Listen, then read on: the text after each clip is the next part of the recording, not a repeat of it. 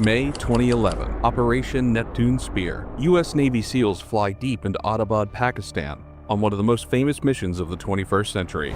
Their mission? To kill or capture Osama bin Laden. In our timeline, they succeeded.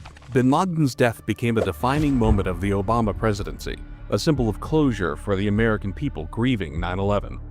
But what if the mission had not succeeded? What if Osama bin Laden escaped again? For this scenario, we must first set the rules. It's May 2011. The US military and CIA have tracked bin Laden to Abbottabad.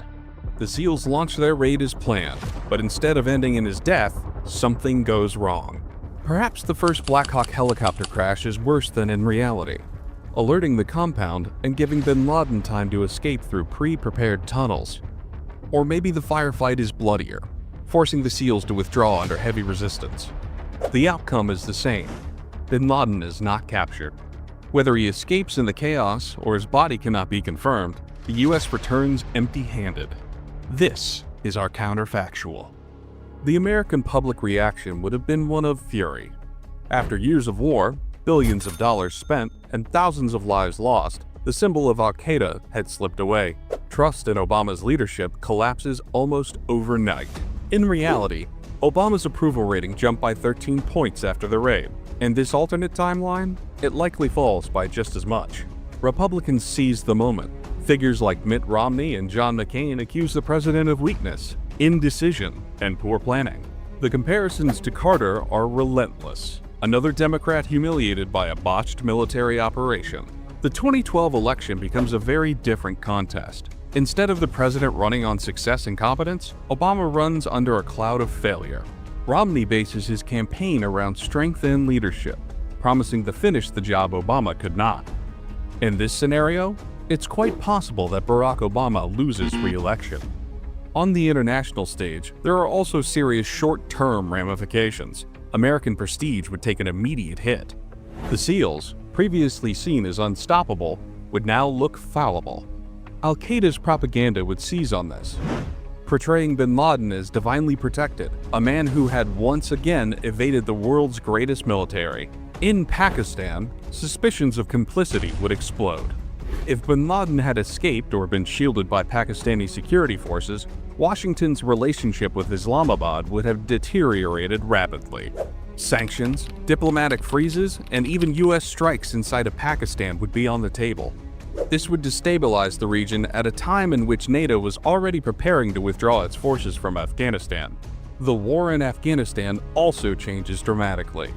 In our timeline, bin Laden's death allowed Obama to argue that America's mission was accomplished, allowing for NATO forces to begin a gradual withdrawal. Without that symbolic victory, a withdrawal becomes politically impossible. Under a Romney presidency, the war escalates. More troops are deployed. The idea of negotiating with the Taliban is abandoned. Billions more are spent on the war in Afghanistan in an effort to secure victory. By the mid-2010s, instead of winding down, the United States is still stuck in the conflict. NATO allies such as Britain and Canada, pressured to remain, keep troops on the ground too. The chaotic withdrawal from Kabul in 2021, made famous by the desperate images of helicopters and refugees, may never happen. Instead, the US stays, losing even more money and lives to an endless war. For jihadist movements, bin Laden's escape is a miracle. In our world, bin Laden's death was a devastating blow to al-Qaeda, making way for the rise of ISIS and its domination of the region. In this timeline, bin Laden remains alive and a symbol of defiance against the West. Propaganda videos promote his survival and recruitment surges in the Middle East, Africa, and South Asia. When the Arab Spring begins in 2011, al-Qaeda is in a much stronger position. In Libya, Syria, and Yemen, its branches expand rapidly. Instead of ISIS becoming the face of global jihad, al-Qaeda maintains its supremacy, shaping conflicts for years to come. This also changes the pattern of terrorism in the West. The Boston Marathon bombing in 2013, the Charlie Hebdo attack in 2015, and others may still occur, but under an al-Qaeda banner, not ISIS. The sense of an unfinished war grips the Western public, hardening political attitudes and pushing governments towards harsher security measures. In the United States, Romney's presidency alters the domestic and international landscape. Instead of focusing on healthcare reform and diplomacy, American politics is dominated by war and security. Military spending increases. Efforts to reach out to Iran, like Obama's nuclear deal, never happen. Instead, Washington doubles down on confrontation. In the Middle East, this creates a far more volatile environment. Without the Iran deal, tensions escalate. With the US more directly involved, regional wars such as in Syria, Yemen, and Iraq intensify. NATO is also affected. European allies, already skeptical of Afghanistan, are forced to continue their deployments. The strain on public opinion grows, fueling populist movements across the continent. Even Russia and China adapt differently.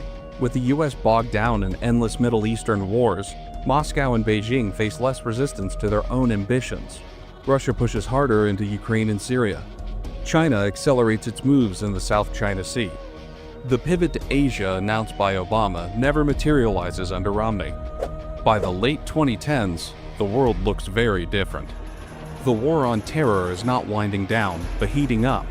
Bin Laden, still alive, perhaps hidden in Pakistan, perhaps somewhere else in the Islamic world, would remain a figurehead. His very survival fuels extremist narratives and justifies continued US military intervention.